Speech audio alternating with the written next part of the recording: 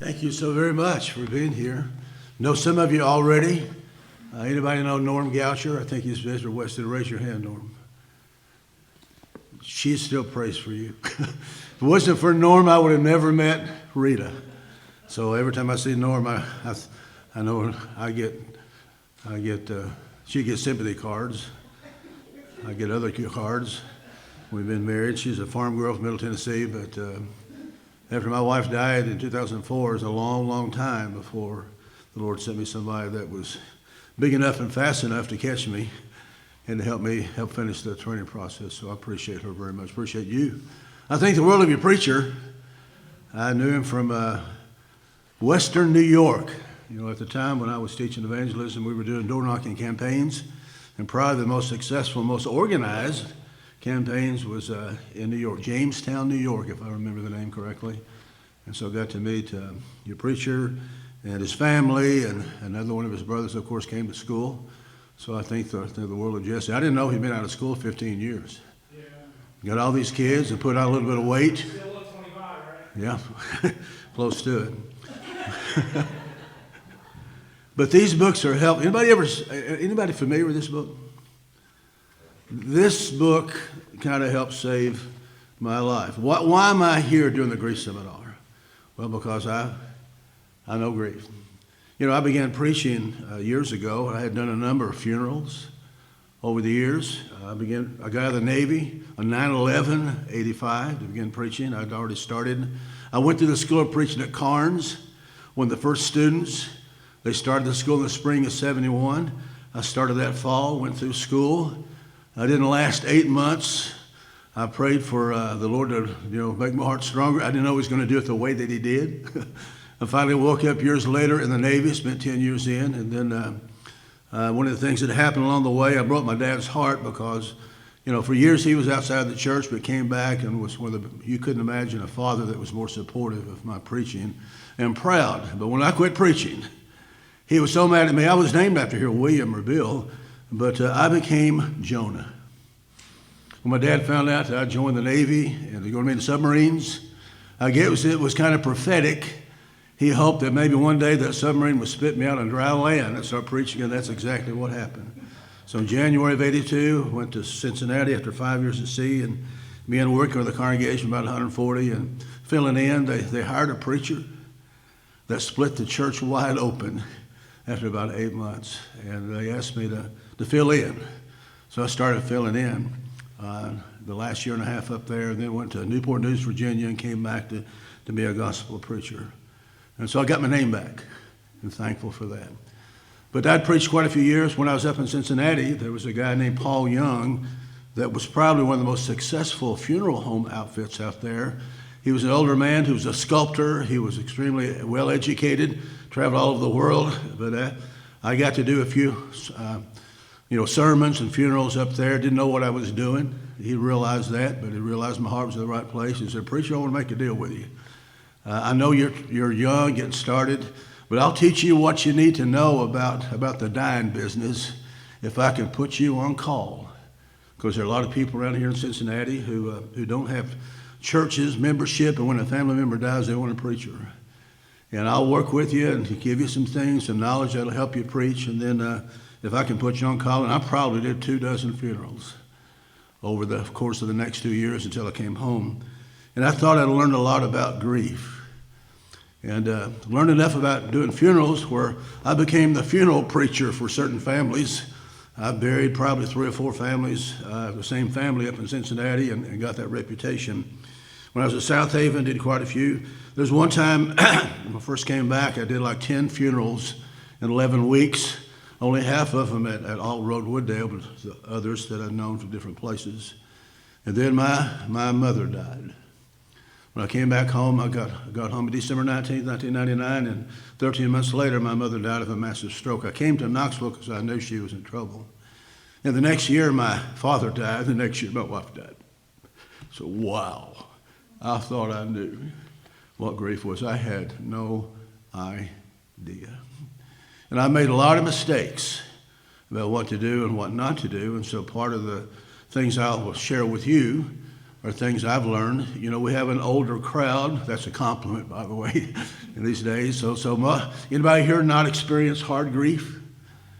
Well, so you all have a lot to say, and we want to give you the opportunity at some of these question and answer periods. It's not just to ask questions, but if you've got something that you know has helped you along the way, chances are it'll help somebody else. So I like classes where there's a lot of discussion, so I think they want me to speak first and lecture, and then we'll do that. So after about 30 minutes, we'll go ahead and open it up to you. And I think we're kind of on a loose schedule, but what we're trying to do today is help educate you more so. If you're going through grief, which some of you are, then I hope the lessons will help you, at least ways to approach grief in a skilled way, and then be able to help others. I admire this congregation for having the willingness to have a grief seminar. That's not probably the most popular seminars to have. If you had a marriage seminar, it might be different. Anybody old enough to remember Burkeen and Faulkner? They used to do marriage seminars. And when I was up in Cincinnati, we invited them to do a seminar. And we had to wait 2 years and finally got them. And our building was about this size. We were hoping to put about 140 people in it. There were 380 people signed up. We had to rent an auditorium of a junior college to get them all. So you know what that showed? People wanted to help their marriage, and so it was very popular. Grief seminars are not, but are they sorely needed? The answer is yes. What normally happens when someone, especially part of a congregation, they die, the news, whether it's a lingering death or sudden abrupt death, you know, death is still hard for everybody. What normally happens, you know, I know in times past it used to be pretty much everybody had the funeral, the embalming, all that, but now so many people are cremated. It kind of sets the timetable a little bit differently. But what used to happen before with, 2 or 3 days, the funeral was over, the burial took place, and then the support ended. You know why it ends? People don't know what to say. Don't know what to say. And so, anybody know what the first rule of medicine is? Do no harm. And that's the mindset many of us take in the church, especially when it comes to evangelism or things like that. Well, I don't know what to say, so I don't want to say the wrong thing, so I'll just stay home. And people that need the support so very much don't get the support. And so there's something, a principal teacher in the school, you only do as well as you are taught. And so I'm glad this congregation is different, setting a good example for others. I know a few congregations in the area have started that. Carnes has a grief ministry, and I think West End has that, but you're one of the smaller congregations, the first one I've seen at this size, willing to take on this endeavor, and I commend you for that. I'm going to start a verse. You help me finish it. Rejoice with those who, and weep with those who weep. So today we're going to look at several different things as we carry that out. The first lesson has to do with just the nature of grief and the stages of grief. And I thought I knew a little bit about that, but after the fact, I learned a lot of things about what to do and what not to do. And then some coping mechanisms or coping skills you can develop. The third one has to do with really the last two, I think will be applied to most of you here. What can the church do? What can you do to help someone who's going through the grieving process? And number 4, what's this got to do with your faith in God? I read the other day, it's something I'm sure most of you probably agree with. Are there questions you'd like to ask the Lord? When you get there, here's one on everybody's list. Why so much pain? Why so much heartbreak? Why so much suffering? Because, why would a righteous, loving God allow all the nonsense that happens on this earth? We're going to be talking about that on the last, the fourth one. So if you miss any of the rest of them, come back for the fourth one, because I think we try to look at the big picture and put that all together. But the first one has to do with the nature of grief. And so if you get your hand out, we'll go ahead. I'll make some comments. I won't read every one of them. I don't like things to be read to me as much. But first of all, just to make sure everybody now has a copy of this book. After my wife died, when the numbness left after 2 or 3 months, I could start reading. And I thought, well, since I've got a big library. Those of you who know me know I love books. I'd go get these big, thick books on grief. And you can get a lot of them. You know how much of that I could stomach? Very little. Even reading the Bible, You can't just read long chapters at a time. I could only take a few pieces. And I didn't have any book like that. And somebody recommended this book to me. This guy his name is H. Norman Wright. He's been a pretty prolific author of a lot of books, but he lost his son. And after that, he was asked to write together a book. And this book, copies of this book, I've probably given to 75 people over the last 15 or 20. This book helped me. And the reason why it's helpful, there's only 85 pages in it and 25 chapters. Do the math. How many pages per chapter, those of you that are math scholars? 3 or 4 pages? I could handle 3 or 4 pages at a time. I could stomach that. And so that's the reason why this book is helpful. It gives pretty much the whole gauntlet of all the different stages of grief and some things that you can do and some questions that people have and just going through all of that. I mean, the guy's a good writer, but there are experiences, there are illustrations that he uses that you'll remember for a long time that'll be helpful. So I'm not going to give you what I would. If I didn't have this book, I'd probably give you about 25 pages of notes, so you're spared. You're spared of that, but look at this book. If you want to be of service to others and want to know what to say and when to say it and how to say it, this book will be helpful to you. Got a lot of Bible passages in there. And so I don't see anything, that's doctrinally wrong in this book at all, but there's a lot of practical knowledge. And so if you're willing to study it on your own, and then for your own sake, because in hindsight, we can learn a lot of things. After we go through something, well, I wish I'd done this. He gives you insights and the wisdom as to what to do to help somebody else. How many here have lost someone in the last 4 or 5 years? See, there are several, so you're going through that. Do you still need help? Yes, you do. And so if you don't know what you're doing, just because, that's the bad thing about sometimes parents. My dad was skilled in a lot of things, but there are some things he wasn't skilled in. But he would try to act like an authority. I didn't want to hear that. But reading this book and praying and working through scriptures and making this something that you want to do, that the Lord wants you to do, you'll be able to help a lot of people. And then maybe like you can go, these books are $4 a piece at the bookstore down on Parkside. In fact, I got 50 of them for $3 a piece. They're worth their weight in gold. So if I died of a heart attack in the next 5 minutes, you got something that you can take. And this seminar is a success because I put this book in your hands, but it will only be of help when you do what? When you use it, read it. So take the time. It just, like I said, if there are only 3 or 4 chapters, some chapters only 2 pages, some 4, just take the time to maybe 1 or 2 chapters a week. You don't have to do it real quick unless you want to, but read it and go back and read it again, and then learn it well enough to where you can tell people things out of this book on your own. In other words, put in your own words. There are illustrations that you remember for a long time. Being a Navy man, you think I like the ocean? Like the water, like the waves. We haven't been to a beach in how long? 3 weeks. We take a little break and went down and said, now, how many times a year do we go to the beach? Normally once or twice. They can't get the Navy out. You take the man away from the ocean, you can take the ocean out of the guy. But, and I used to always get in the water. Anybody know what body surfing is? I could do that a little bit. Never courageous enough or, want to buy a real surfboard and all that. But I see sometimes people try to go out there. I don't care how big or how strong you are. If the waves are high, what will a wave do to you? You stand there. Here it comes. Who's going to win? You're the wave.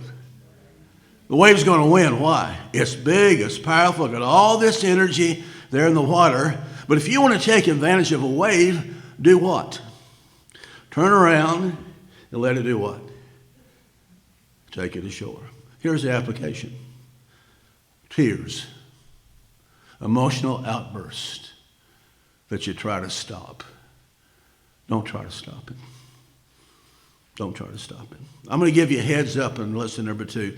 Things that you can do. And one of the things that preachers try to, I know Jesse tries to do that. If you're going to give someone an outline they can remember for a long time, is that a successful sermon? Sometimes I can't remember what I preached last week, so it didn't even work for me. But I'm going to give you 3 T's. I'm going to give them to you now. We can see it as we go through. That will help you as far as what it takes to go. Now I've got this in my notes. You don't have to write it down. But there are 3 T's that will help you. Here's the first one. Time. Time will help you if you're doing the right thing. Tears and talk. There's the 3 steps. if you become an expert in helping someone understand, I don't care if you did everything right, if you lost a loved one, how long does it take to go through the grieving process? A long time. Why is that? Well, we're going to be talking about that this hour and also the next hour. So time, God made us in such a way that time helps smooth things out, but you still have to do the work and deal with grief head on. Why the tears? When the words don't come, let the tears flow. And so that illustration I remember right out of the book. And so when those tears, being a man who grew up with the mindset, how tough were men back in the Depression days? Men didn't cry. They didn't tell you I love you. That's what women did. We're too big to cry. That's not good when it comes to grief or the tears. God made tears to help you.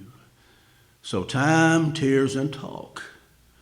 Time, tears, and talk. So hopefully you can remember that. We're going to emphasize those in the second lesson. In the third one, what the church needs to be doing to help each other. In the fourth lesson, stepping back and looking at the big picture. What are we here on earth for? What is it we're supposed to be learning?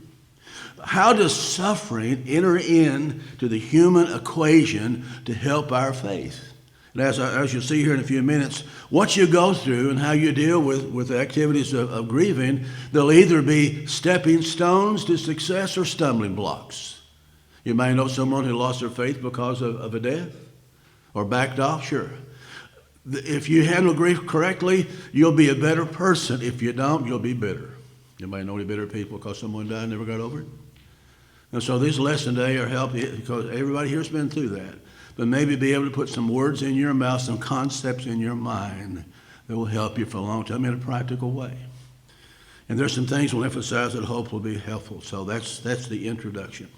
Let's look at the handout. I'm going to read probably some of these statements and then make comments on that. So the statements are help you. If you hear me say it and read it with your own eyes, maybe that'll help make the imprint a little bit more lasting. Look at the first line. Grief is the experience of coping with loss. Grief is not limited to the death of a loved one. Sometimes we think it's only about death. It goes far beyond that. Any loss can help. Anybody here know somebody who might have had a horrible divorce, adultery 20 years ago? Still paying the price for that?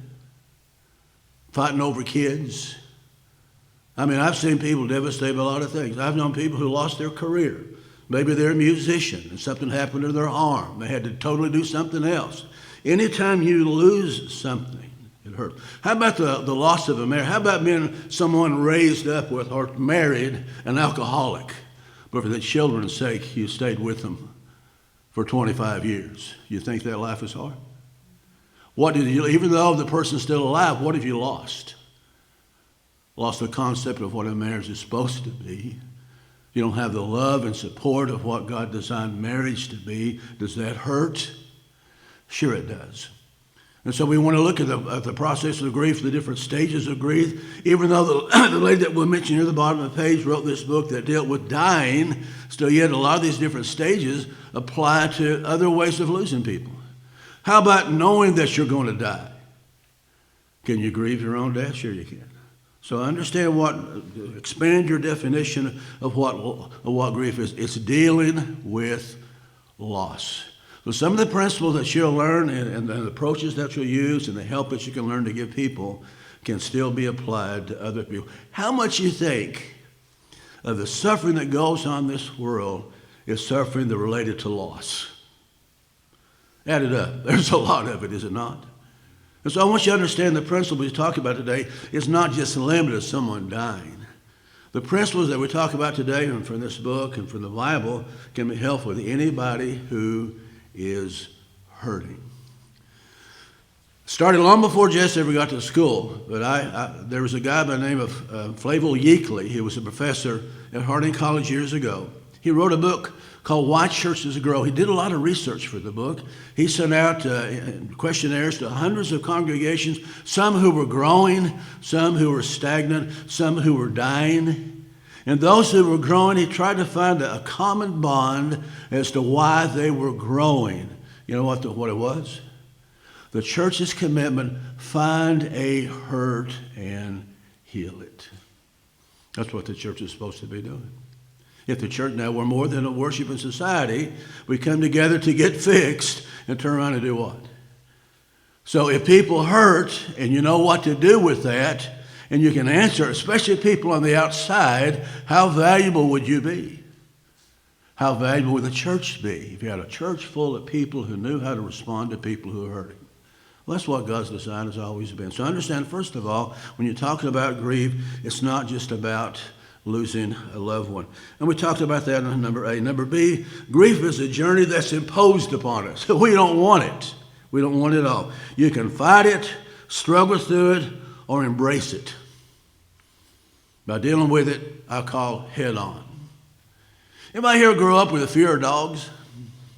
I had her sister's face was torn apart by a dog. She still was till she died last year. They're always afraid of dogs. My dad taught me two things about dogs. And for a while when I came back to Knoxville, I had to do all kinds of jobs. I worked for a mail. I delivered mail for about 6 months.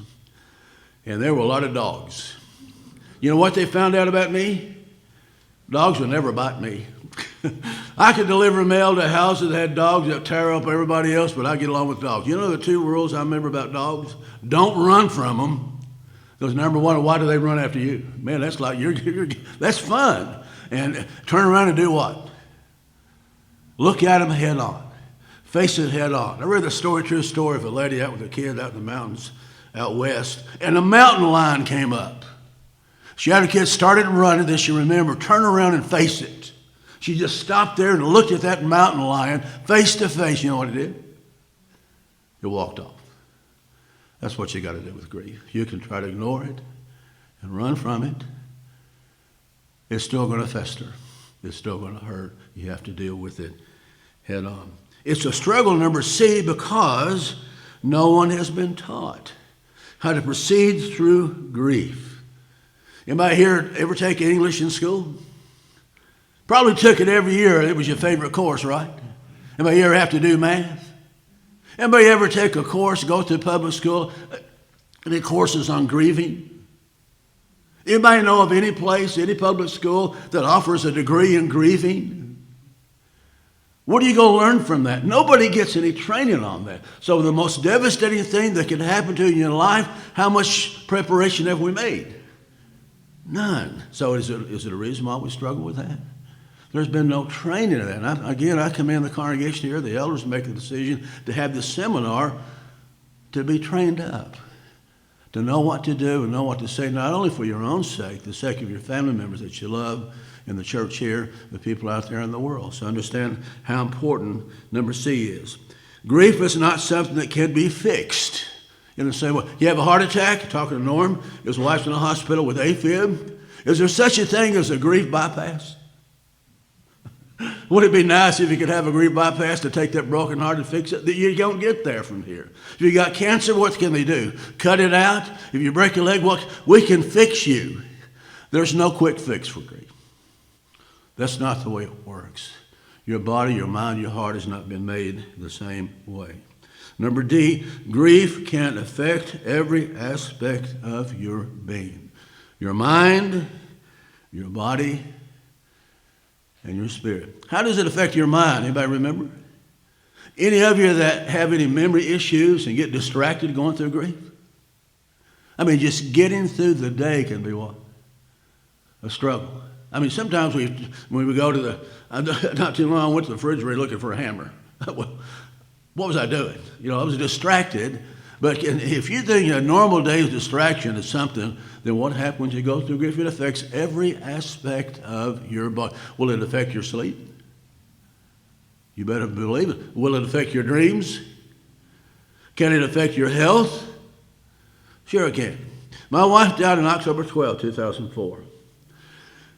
The next June, I was still struggling with it. I'll explain why in the second hour. But I was still struggling with it. And I started having these nightmares because my wife died of cancer. She had leukemia. We're at Vanderbilt Hospital for 6 months. She got the transplant. It didn't work. It failed. And then they finally, through some, as they would call them, a miraculous thing, she was cured on a Thursday afternoon in late September. She was told she could go home. The next day, we were going to load up the van and move back home to Knoxville. She developed a diarrhea and a slight fever. We argued over whether or not she should go back to the hospital, and she went back in there at my encouragement for just to make sure that they put her in a hospital. She developed a lung infection and died within 10 days after all that stuff. You think that was tough? Sure it was tough.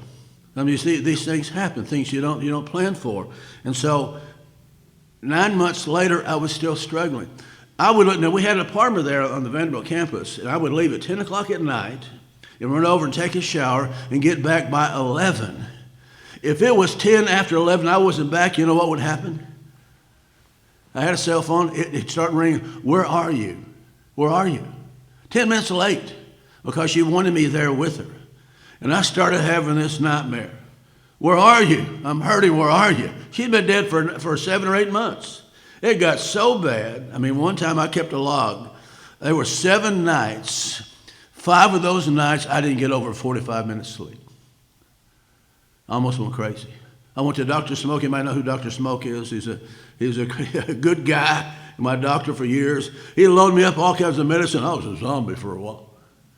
But then I had a drink that took care of that. But I'm just saying, you know, my body was about to explode. Grief does horrible things to your mind, your body, your spirit. I'd been preaching for a while. It was never my intention. As I drove back on that Monday, October 12th, I made my mind, there's no way I'm going to preach anymore. I gave it up. But fortunately, people at Wooddale, at the time, Alt Road, convinced me not to quit. So when I say body, spirit, mind, that's what anybody familiar with things like that? It tears you up as much as anything can, especially when it's the death of a loved one or divorce or whatever. So grief is something to be handled. Number 2, look at the handout. Grief will change the way you look at the Lord God and change the way you look at yourself. As I mentioned, going through this grieving process, your faith will be made stronger or weaker based on what? On what you do in the process. If you approach it in a healthy way, you'll become bitter or better. Now, some of these Bible passages, well, I'm just going to briefly mention, but we're going to spend most of our time looking at on the last lesson. What's this got to do with us? Anybody know what Job said in 42 verse 5? Remember Job's problem? He did well for a while, but after a while, what was he asking? When he started having all these calamities, what did his friends say? Job, fess up. You must have been doing something pretty rotten to get all this kind of stuff. Was that the answer? After a while, remember the attitude? Remember what he wanted? It shows up near the end of that book. He basically says, Lord, we need to talk. So see, that's the way people are. They expect and know that things are going to happen for a while, but when it goes far beyond what you expect to happen, then what do you start doing with God? You start questioning God. And anybody know what God did? He gave him 2 long exams. The first of which, where were you when I laid the foundation of the world? In other words, explain all that, Job. And he couldn't. Job wanted an answer. Did God give him one? No, he did not. In Job 42, you get what he learned from that. It's a great chapter to study on your own. And he said in verse 5, I've heard of you with my ears, but now I see you. What do you think he meant by that? Now I see you. What did he learn? Did his faith grow through all that? Yes, it did. And I'm glad mine did. After all that, after losing a mom, a dad, and a wife, one right after the other. Because, when you think about the time of things, it normally takes, some people say, about 2 years to, they died all 3 in 3.5 years. And so I wasn't able to deal with my mom's death until my dad, he had Alzheimer's. And I had to take care of him, going through that. My first wife before she ever got leukemia, she got breast cancer, had to deal with all that. Then while he was going through all that, then Nancy got sick, and then she would go to Vanderbilt. I mean, bam, bam, bam. I didn't even want to open a Bible for a while. But somebody said, well, you can start reading the book of Psalms and so forth, and so I did. But after it's all over with, I became a better preacher. The first thing I learned how to pray. I learned how to pray. I thought I knew about prayer, had taught wonderful lessons on prayer. My prayer life changed. I wore out the Psalms. Anybody know why? You can ask, you can talk loud enough, I think, well, what do you think the Psalms help me? Have anybody ever studied the Psalms? How much of the Psalms is somebody grieving? The trouble they're in, what they've lost, what David sinned in. I mean, half the Psalms about, Lord, why is all this stuff going on? Why is all this happening to me? And so you get to see the bad thoughts. But then the Psalms also can inspire you. What are they? What do you think the good comes out of studying the Psalms? And if you're going through a grieving process, I'd recommend you do that. What do you think the Psalms can do to help you in your faith? Realign your focus on what's the big picture. Yeah. Who is God? Is he an awesome God? Here's what the book of Psalms contained that I needed. I already had bad thoughts question. I got to see other people express great thoughts of a great God, even while they were hurting. Let me give you an example. Psalm 63. Psalm 63. Open your Bibles. If you don't, you can find it on your phone, or I'll read it. Psalm 63. Here's David on the run from King Saul. He's running for his life. But in the middle of it, what was he still doing? Psalm 63.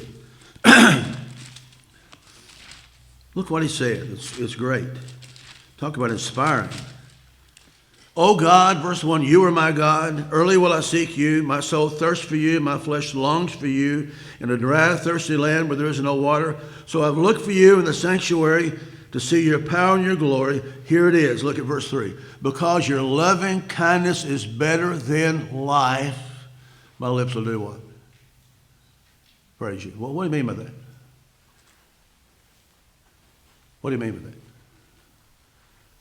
If I would encapsulate just one phrase, what I learned going through grief, here it is. Jesus loves me, this I know, for the Bible tells me so. I learned more about the love of God after and going through grief than anything that ever happened to me in my life. Is that by the God's design? Yes. So if you go through what good, healthy skills will help you learn, then it's going to be important. Eventually, the mature Christian, look at point number C under 2. I really don't need the answer in order to go on. What's your faith now done? What is faith? We walk by faith and not by what? See, we want to see the answers to everything. That's not what faith does. Faith says what? If God says do this, I'm going to do this. If God wants me to be this person, that's what I'm going to be. I trust him. If his word says it, that settles it with me. I'll go on and trust my life in him. That's what the heartbreaks of life can help you learn if you go through it right. That's why God allows all that. Number 3, quickly, and then we'll allow question time. Elizabeth Kubler-Ross described the 5 stages of grief in her book on death and dying. It was published in 1969. It's still the most well-known resource for understanding grief. Now, some people look at it as 7 stages, but I didn't really understand these stages when I was going through my time of grief. There's denial. You act as if it didn't happen. There are very few people say, she didn't die. I mean, reality, she did die, but you act as if it didn't. If you want to see what it's like, anybody old enough to have heard the 1950 song, The Great Pretender? It's about, romance is gone. That applies to what I did. I act like everything's fine. I put myself into the work, wore myself out in other people, and all rode Wooddale, trying to help the church grow. Because I didn't want to think about it. You think that was healthy? No. So denial is not helpful. You may have difficulty accepting that loss is real. One becomes a great pretender, chooses to ignore the pain, but the pain still remains. You have to deal with it. Number 2. Anger. Why does anger happen? Think what death does. Are any of you old enough to love change? If you're older, you're probably, how do you look at change? I don't want to change anything. I mean, you shave a certain way, you got your favorite pair of breeches, you get to certain things, and when you're older, you're comfortable with that. Because as you get older, how much in control of your life do you want to be? You want to be able to control your life. You want every circumstance, you want it to be controlled. Everything has its place. When you come in, I want this here, that. I want my kids to do this. Call me on Thursday. You want order and control. Guess what happens when somebody dies or you lose something? You're no longer in control. What happens? Everything's all messed up, discombobulated, whatever the word wants to be. It's all tore up. And the result is pain and heartache and anger. Why? Think about this. If you no longer, how many people can remain cool and calm when they're not in control? When everybody else is controlling their decisions, what happens? Nobody likes that. And so it's just, that's what happens when you lose control, when you're no longer the master of your own ship. Things say, how about bargaining?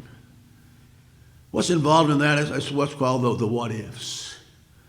I know somebody, she's a young nurse. She's still grieving over the fact that her dad developed cancer. And it was so advanced, by the time he got the first chemo treatment, he was gone. You know what she still blames herself over? I should have known. I'm a nurse. If only I'd done this. How long do you think the if only list lasts? If I do this, would that happen? You can't bring them back, but will I feel better? Will the pain all go away? That's not the way it works. Depression, how would you define depression? Intense sadness, no hope, an emptiness that can lead to withdrawal. Will this ever go away? You might remember asking that going through grief. That's the way people are. We don't want that to last. It's horrible. The most painful thing we've ever gone through or continue to go through. We don't want it. Is there any hope at all? And then the last one finally is acceptance. When you finally get to the point where you can begin to see life, you come to grips with the reality of they're not going to be here anymore. You can't go back and change things. You've accepted that, and you finally start doing some things. That's where the church can come in and helpful people start doing the things that begin to rebuild a different life. That person's still there, a part of who you are. That person's still there, but your life and experience has now changed. The Lord wants you to go on, and we'll show you how. All right, we got about 10 or 15 minutes. Question time or comment time. Guys got the mics if you got a question. Now's the time. If you got or something that you want to share that you think have helped you, not just questions, but we're all in this together. I'm not the authority. There's some things that I've learned. I may not be able to answer every question, but we'll see what we can do. Yes.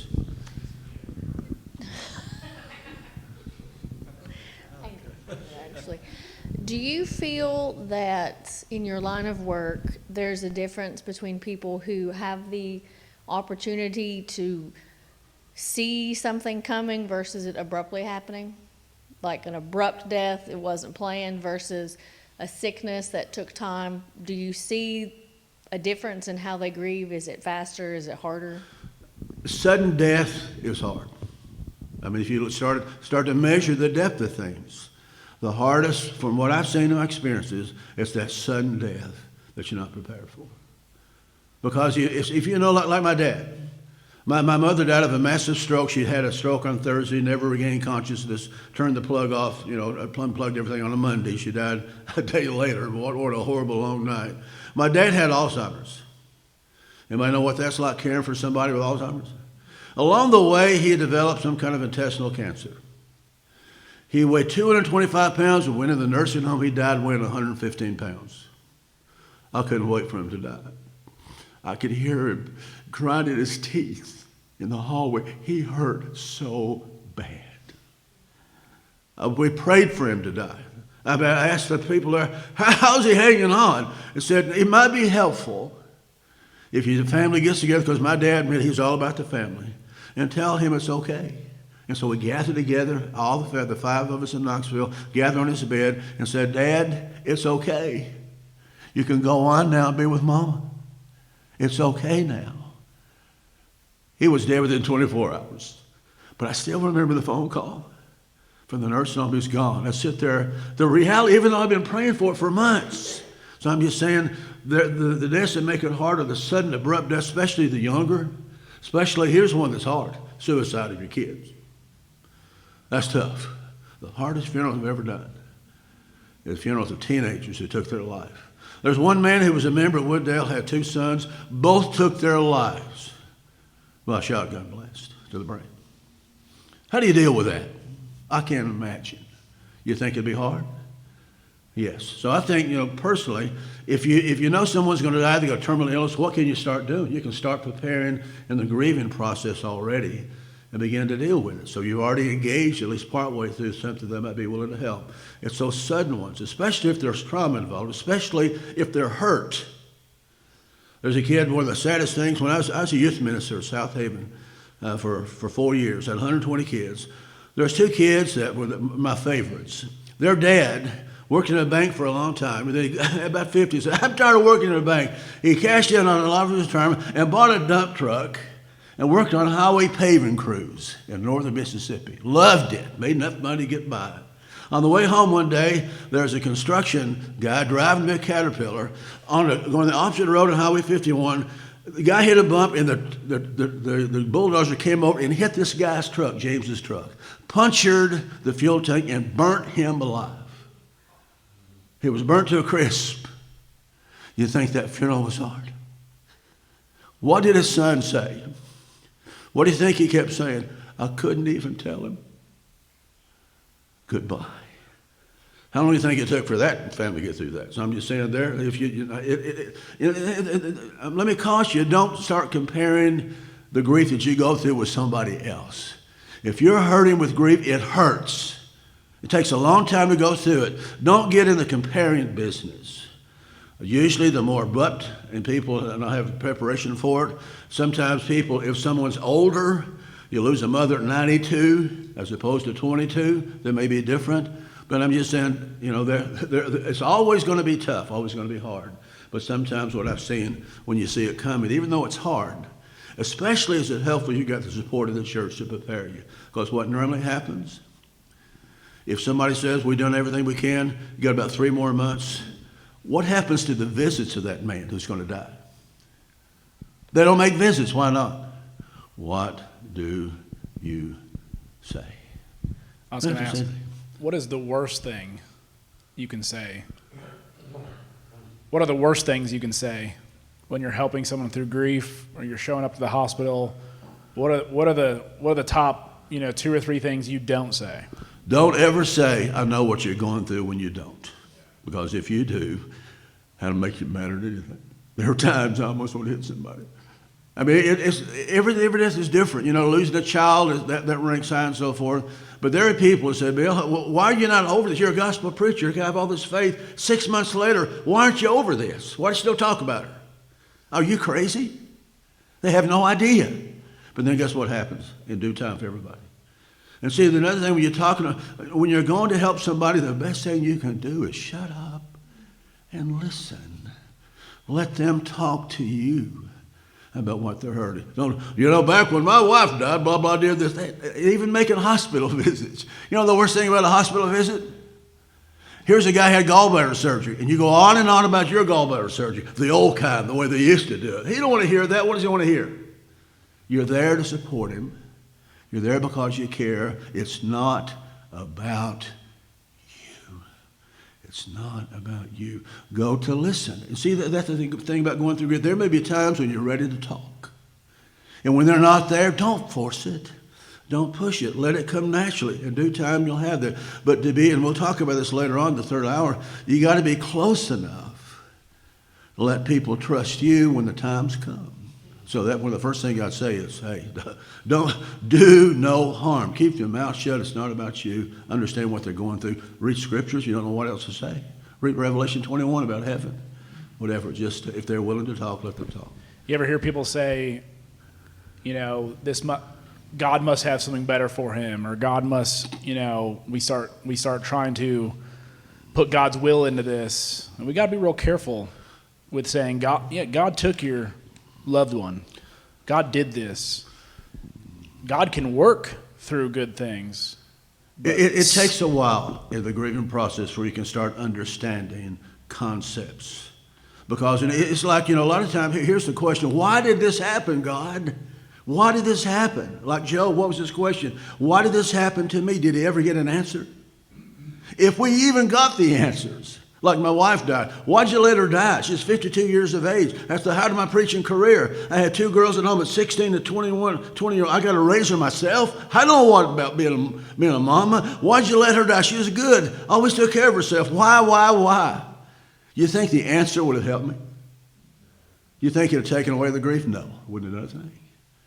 And God knows that.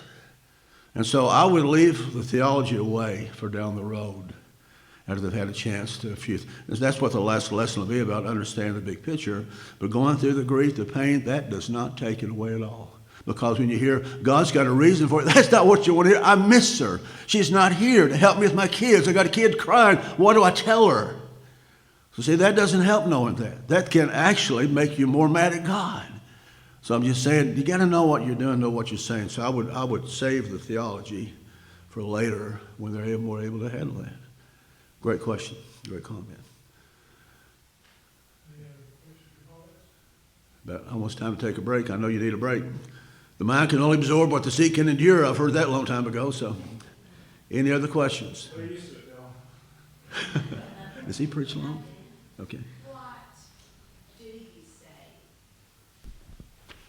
What do you say positive to this person when their 25-year-old son died and you walk in his office? What do you say to him?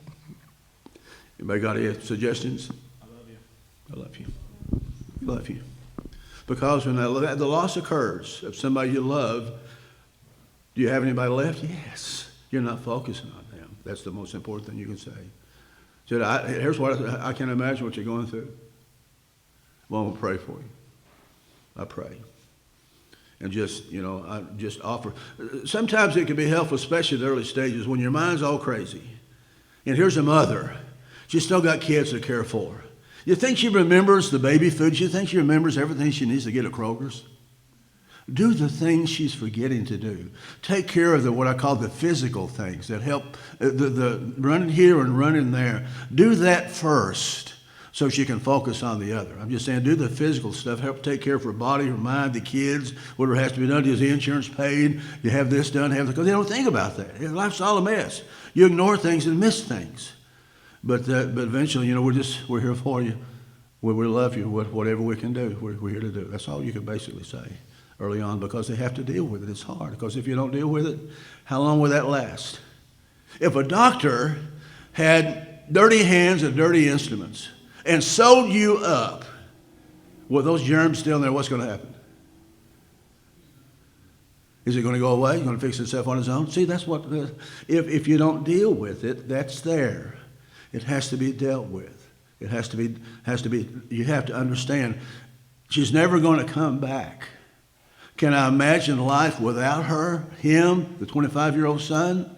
I'm just saying that's a hard reality to deal with, or divorce, or all those kind of things. The loss of career, all of it's hard. You just have to face it head on, and talk about it, and do other things when you're ready. I just want to ask, is everybody okay with the room temperature? Is anybody cold or hot or anything? One or two more questions. It's almost 10:30. I think it's supposed to be how many sessions? 45 minutes or an hour? Takes much time to do? One more question. Anybody else? Question as much of a comment. Okay. The stages of grief, do you see them? Because often, with the stages of grief, often they can be fluid, right? Like instead of just, oh, I'm done here, I'm going to go to here, I'm going to go to here, but then all of a sudden you're way back up here to anger all over again, and then you're denying it again, and then you're bargaining again. It is not a linear progression. That's not the way. Oh, now I'm in this state. That's not the way it works. And some people don't. Some people may have. I'm not saying everybody has to go through all those stages. Everybody's different. How you handle things, how you see things. It's helpful to know what the stages that are there, but there's no timetable for that. The denial phase, that should last 6 months. That's not the way that it works. How healthy you approach grief. The thing you do can help speed up the process. But as we'll see, I'll give you a heads up. Anybody know about how long, if you were to look at the American Psychological Association, how long they say it takes for most people to begin to think about acceptance and moving on? What's that? 2 years. Anywhere from 6 months to 2 years. What would the 6 months be? Maybe it's loss of your ex-husband who's been gone for 32 years. Well, I'm sorry. I get over that. I'm just saying it depends on what's going on. So even if you, and here's the crazy thing, at 18 months, a trigger can happen and it feels just the same as it did 6 weeks later. But what happens every day is a bad day for a while, then occasionally you have a good day. You're happy and joyful. And then you have bad days, and then like with somebody who's got dementia, you don't lose your mind all at once. You have bad days and good days. As time goes on, you begin to have occasional good days. Then they'll be more frequent. And after a while, you'll have more good days than bad days. And then, I don't care how, you ever get over grief? No, you don't. You're still the same person, but it's left a hole, an opening, a void there that no one else can ever fill. That's who you are. That's your identity. And we'll talk about that here in a few minutes, why that makes so hard about going on. But anyway, great questions. I hope this has been helpful to you. Somebody else you got? You know, when somebody dies, when your loved one dies, and all these people come, but then later, say a month, no, not even a month, they all go away, and nobody's there to help or even say something to that person. Again, what's the problem? People are so afraid of doing something wrong, they don't go at all. Just being there. Anybody know who Bill Morrison is? I know Kelly does. Here's a guy who had a 23-year-old daughter. And she grew up with birth defects. She would never be able to socially marry and all that kind of stuff. She got through school and all that. At the age of 23, she died of a massive heart failure. How do you deal with it? But what happened, there were 2 or 3 families that came over. One family just came and said, they didn't really say much of anything. Luke showed up, and him and his wife was able to help some. But I've been studying with him every week. I started studying with him 15 years ago when his dad died. And then 4 or 5 years ago, his mother died and all that. So we've been studying the Bible for years, but still yet, his daughter died October 17th.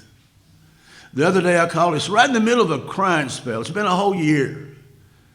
Here's the question he asked, how long will this last, Bill? Because see, that's the way grief does. But what we need to do, what today's purpose is to do what, folks? Educate each other as to how to show up and what to do when you get there. That's what this is. I commend you. I mean, I can't tell you how proud I am for you to do. We don't have as many people, but anybody here outside of Norm from a different congregation? If this congregation learned this and was able to better respond to people who've lost loved ones and all that, how much better would this congregation be? Know how to meet needs. Now think about this in the big term, as far as evangelism. If you take a congregation that says, one thing we're going to do well, we're going to learn how to take care and respond to people who are hurting, who've experienced loss. We're going to become, as much as we can, experts about that. And no other congregation is doing that. Pretty much what you see happens every place. Very few people show up. What do you think the Lord thinks about all that?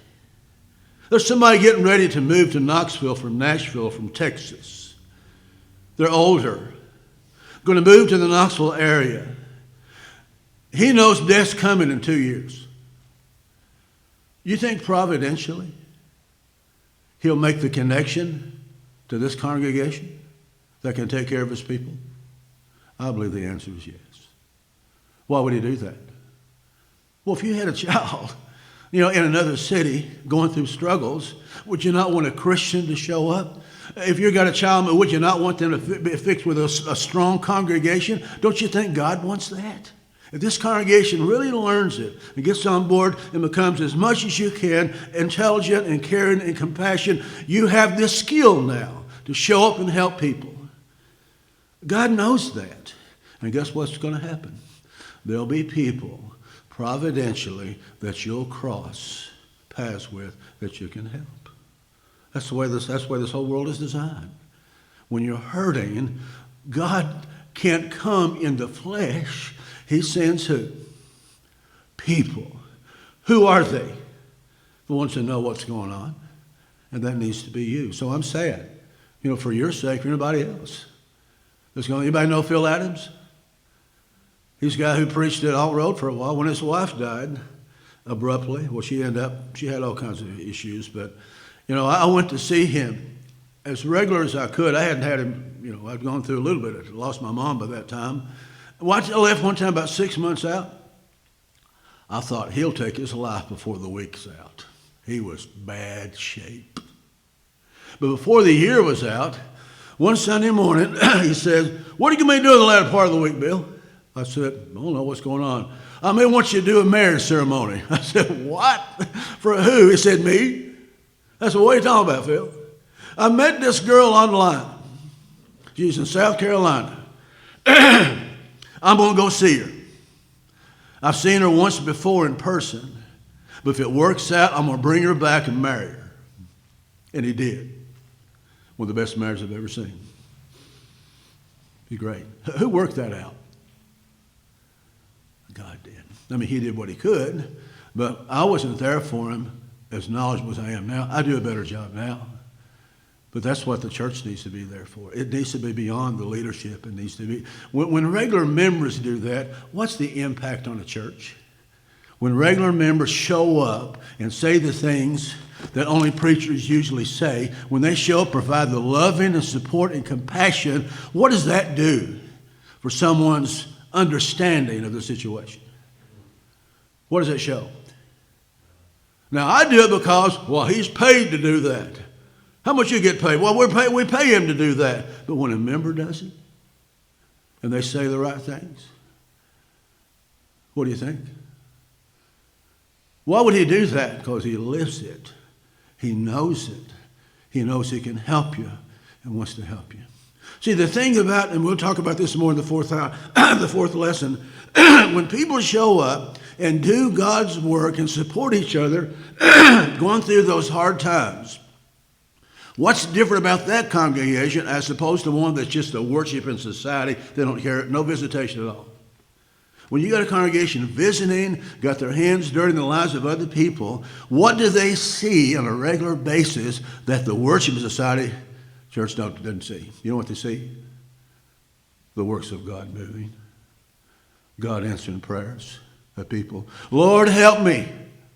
Who's going to answer the call? Who does he send?